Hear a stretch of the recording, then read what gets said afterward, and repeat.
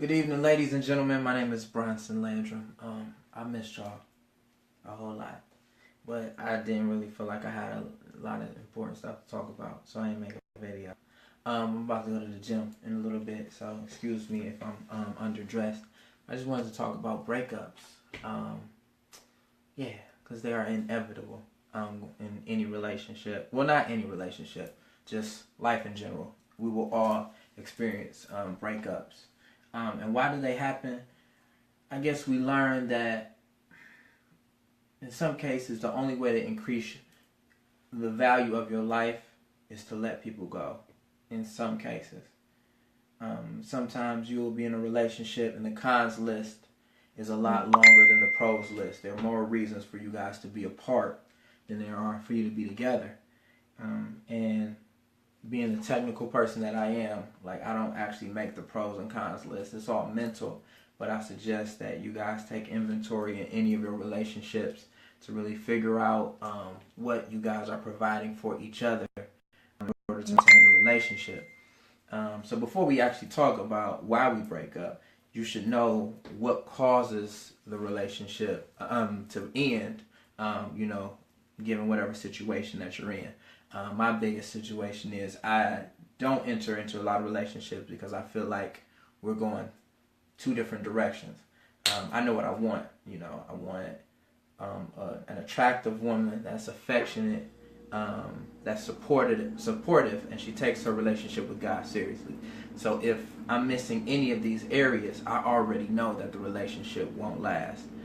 You could be fine, but not affectionate and supportive. So you at home or you out kicking it while I'm, walking in purpose. Eventually we're going to, go a different direction. Or if you have everything else, but you don't take a relationship with God seriously, then when I'm challenged spiritually and you can't help me out, then I already know we're going to grow apart. We're going two different directions. So I think you should know what you want. So then you are able to identify what causes you guys to grow apart, or would identify, everything that's on the cons list that would make you guys break up in the first place.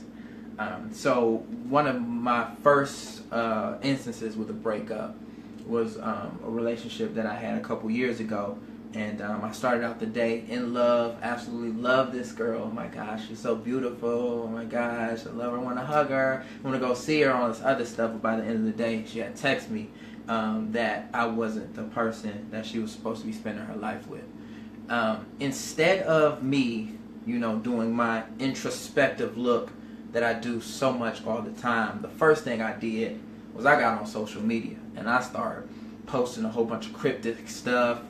I actually remember some of the some of the posts to this day because I'm very embarrassed about it. But yes, if this were to happen again, if I were ever in a situation where a girl broke up with me and I'm feeling all these feelings, the first thing I would do is log off of everything. I'm logging off Facebook. I'm logging off Instagram. I'm not going to change my status to "it's complicated" or "single" right away just so I can get some attention. That's not what we're doing, okay? I'm going back to my mental or physical pros and cons list so I can really identify how I'm feeling and what steps I need to make to be whole and to be ready to be single for a little bit, because I'm not jumping right back into another relationship, as we talked about a couple weeks ago, talking about the rebound. And if you're just joining us, we're talking about why we break up. So for some reason you guys have grown apart. There's something that you need or something that she needs that they're not getting anymore, and so for some reason they believe they will add value to their life by dumping you, or you'll add value to your life by dumping them. Once again, the cons list, the reasons why you shouldn't be together, becomes longer than the reasons that you should be together. So I was talking about a situation where I got dumped, and now it was a situation, it was a relationship that I was in where I actually tried to break up with a girl. Sometimes I'm in a situation where girls don't let me break up with them, and I need to get tougher. You know what I'm saying? All right, go sit down somewhere. But my goal in breakups is to always leave them in a better state than I found them, and if I can't do that, then I want to just end it as soon as possible before anything gets worse. I heard myself say that so many times. Let's just end it before it gets worse. End it before it gets worse. Sometimes jumping right into a friendship, let's just be friends, isn't the best thing. Because if the tables were turned, I would need some time to myself. Like, I'm real quick. I will unfollow you on everything. I don't want to see you for a minute, because seeing you will incite feelings, external feelings. And then because I'm already dealing with some internal feelings and I'm not seeing you. You know what I'm saying? So seeing them, does that make any sense? Actually seeing them may actually revive more memories than me just being by myself and reliving the stuff that I'm already reliving. So I think the key is to successfully stay broken up is to set boundaries for yourself that you cannot cross. Because with me, like, men are like dogs, in a lot of cases. And once you my girlfriend, that means, you mine the rest of my life. Whether I break up with you or you break up with me, I don't want to see you with anybody else. So like I said, I'm quick to unfollow. Like, I don't need to see you happy with nobody for 6 months to a year. All right. Well, no, wait, am I exaggerating? No, that's accurate. I don't need to see you happy with anybody for 6 months to a year. So maybe I just need some distance. A big thing with me is if I were to break up with a girl and I see that she's sad, I instantly feel obligated to be, I feel obligated to make her happy, even though that's not my job anymore. Like, that was my job. I quit that job, but I still feel obligated to help out. You know what I'm saying?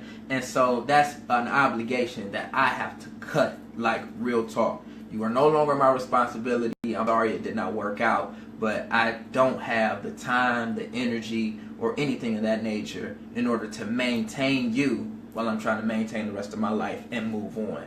Because you won't be able to move on if you still see me as the source of your happiness. I was going to say the source of your joy. But whatever. You know what I'm trying to say. So once again, we're going back to boundaries. Because the whole make up to break up thing, they say that's a game for fools in the song. Going back and forth, going in these circles, because what's happening is you're looking to the person that hurt you to heal you. And I talked about that in the rebounds topic. It's all about setting yourself up so you don't find yourself in the same situation again. Once again, exit counseling, the stylistics, I can't even say that word, the stylistics, that's it right there. So once again, we break up because sometimes we add value to our lives by taking people out of it. And we break up because the reasons for us not being together becomes longer than the reason that we should be together. But the number one thing that you do, if someone breaks up with you, you need to take time to take inventory, figure out what happened, feel at home in your emotions, because if you try to suppress them, then they will come out in all other crazy different ways. And as we talked about during the rebound, somebody said the quickest way to get over somebody is to get under someone else. That's terrible advice, because you're taking that same hurt, that same trauma into the next relationship. And the best thing you can do is be healed from it and not go back to the person that hurt you in the first place. So after you break up, be okay with your emotions, set boundaries, put yourself in a situation where you can heal, and then you go from there, bigger, better, stronger. I think I heard somebody say that, like, any woman with a crazy color hair just got out of a crazy relationship, like she had to make some major change. One thing that I hate about breakups is being in a race to be happy first. That's not healthy. Like, most of my exes have been in many more relationships after I broke up with them, or they broken up with me. I don't know if that's because they're just relationship material and I'm not, or if they're just rushing into it to prove that they are better off than I am. Don't get in the race, because that's not healthy.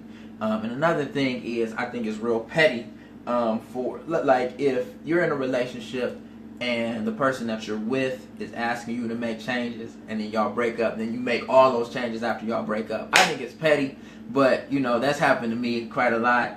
They want to take my advice after they're done with me or I'm done with them. I think that's real mean, because then I'll just be like, hey, we could probably get back together. But then at that point, I don't even feel worthy of them anymore, because I couldn't accept them the way they are, even though they decided to glow up after we broke up.